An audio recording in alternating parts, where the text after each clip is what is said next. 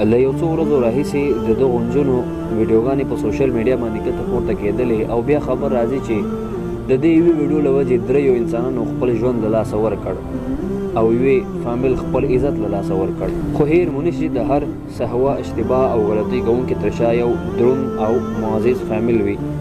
تاسو خو ګنهګار خطاکار رسوا کړو، خو بل لور مور د ډیرو معززو کورنیو حیا او عزت لیلام کړ. تاسو به حاله د بل په عزت پوه شئ چې همداسې نه جبرانېدونکې واقع سره مخ شئ.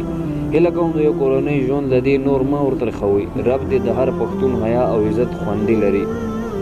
هېڅکله د بل په عزتۍ کې خپل عزت مه لټوئ. که چېرته یو داسې عمل له تا نه وشي نو د خپل ځان په باره کې قضاوت خپله وکړه چې ته به څه کړې.